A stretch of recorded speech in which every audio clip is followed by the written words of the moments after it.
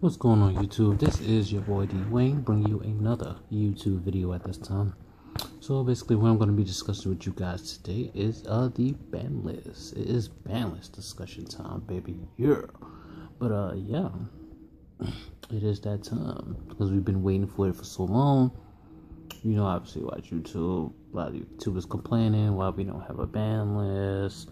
What's taking so long? I'm sure Konami explained to you guys that they won't be doing any more dates, specify any more dates for ban lists to come out so that they can get a better grasp of, what's going on in the meta and what cards are unhealthy for the game so that we can provide a proper ban list for it. So, anyway, let's get right into the discussion, shall we? Alright, so the ban list. They hit towers. Yes, they definitely. That was a good hit. Towers are so annoying and unhealthy for the game. It had to get hit, There was no other way around it. It was only a matter of time. So that is a good thing. Now I don't have to worry about trying to get around that card.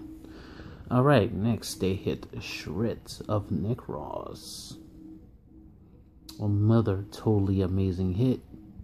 Necros deserved to get hit all the way around. So Shrit made it so that they essentially didn't have to pay any cost for ritual summon because they basically discarded it to pay for the entire cost of the ritual summon, and then he gave them a plus off that. So you didn't lose anything by using him as material for ritual summoning. So, yeah, I'd say he was definitely a necessary hit. Alright, next they hit Shadow Construct. I believe they should have hit Winda instead, because Construct you can actually deal with more than Winda. Because obviously you guys already know Winda limits your special summon. Construct just gives you free dumps to the grave for your Shadow effects to activate, and when she attacks a special summon monster, she destroys it outright. No damage calc, no nothing. But she can be destroyed by card effects. Winda cannot. So I believe Winda would have been the better hit than Construct, but Konami does what it does. So anyway, that's that. Lastly, on the ban list, they hit Exciton Knights. Sort of, I don't know. I myself, anybody who plays Yu-Gi-Oh has run into Exciton Knight at some point throughout their duels. So yeah, I've definitely had my run-ins with him. It wasn't too bad. It was not like it was to the point where I couldn't get around his effect or anything like that. I was always able to deal with him at some point, regardless of what deck I was playing. But, I guess they felt that he was a generic answer to, overclocked fields. So you just clear it right up.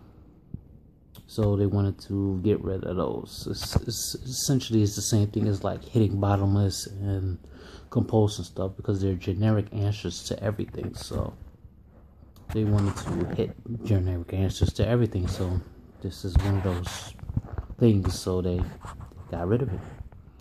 Alright, so that is that. Now we go on to the limited list. They hit Scouts to 1. I definitely felt that was a necessary hit to the Qliphort's consistency, even though we still have Summoner's Art to 3 that searches it out. We have the trap card that gets it back into the hand from the extra deck if it was destroyed. But yeah, it's still, you still are able to use the card, but you have to really think about when you want to use this card.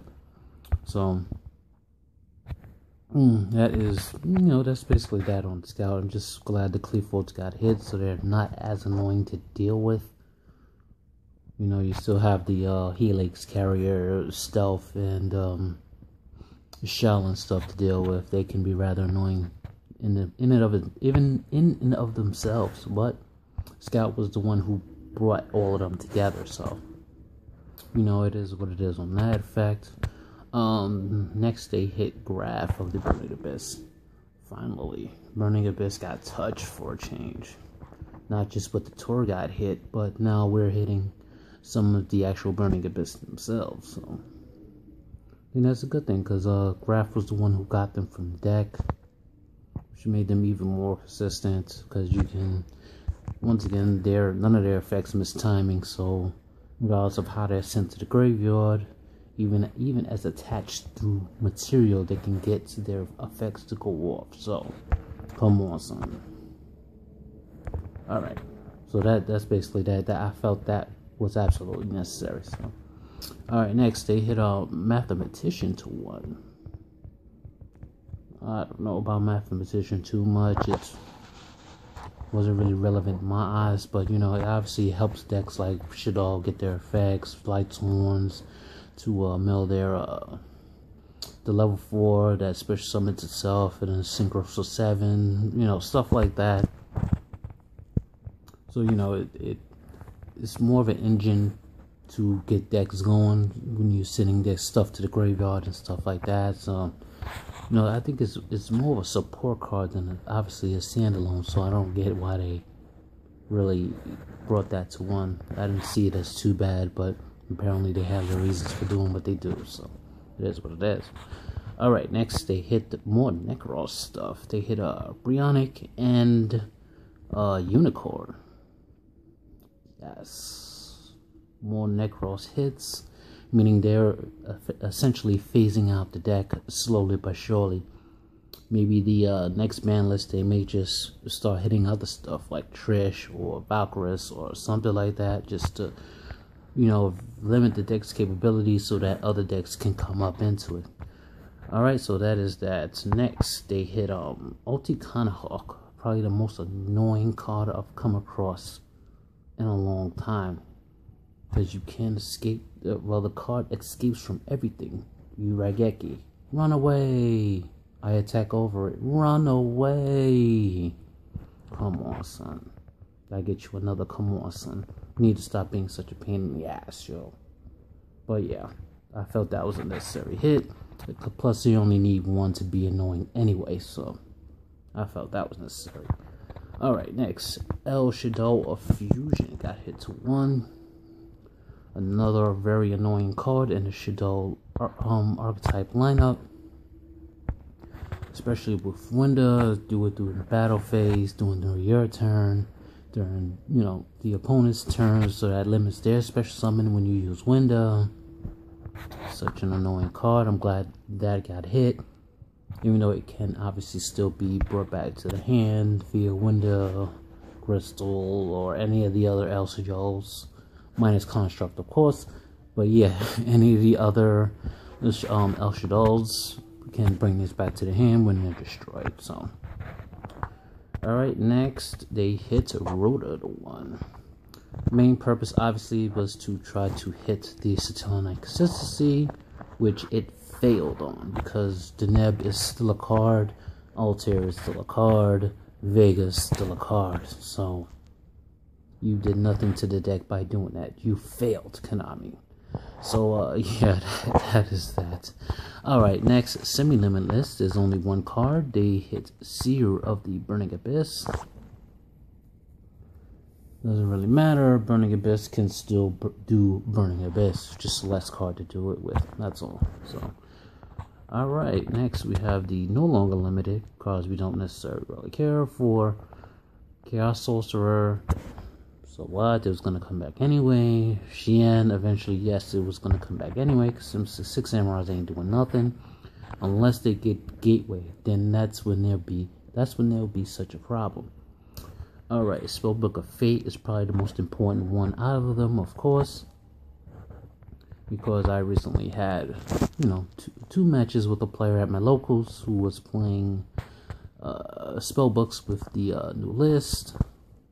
Obviously with 3 Fates. It was really annoying. He was straight sacking me with Fate all throughout the duels. But fortunately enough, I managed to win. I played him one match with Yang Zing's Pula was definitely the MVP, making my monsters unaffected by spells so he couldn't fate them. And Forbidden Lance was also the MVP, stopping my monsters from getting hit by fate as well. So basically fate was the purpose of his entire playthrough of me. And I also beat him with my Mono Atlanteans as well, as I was proxying Neptune Abyss to, you know, for when its upcoming release in January. And I have to tell you guys, Neptune Abyss is amazing in Mono Atlanteans. Yes, it OTKs it very well. I'm sure you guys have already seen that in my Mono Atlantean duel video, so you guys already know what Neptune Abyss does in Mono Atlanteans. Alright, lastly, gear. Who the heck cares? I don't know any gear players. I don't see any of them in the online or anything like that, so it's not gonna really do much for anything else. Alright, so those are my thoughts on the ban list. I am actually pretty happy about this list because a lot of the most annoying meta decks got hit. Less for me to deal with, as I am a non-meta player, of course. So yeah, this list makes me happy. It would have only been better if they would have unlimited Dragoons and brought Diva to 2. That would have been perfect for me. Alright, so I will leave that at that. So I will be bringing you guys more videos in the meantime. But until then, peace, YouTube.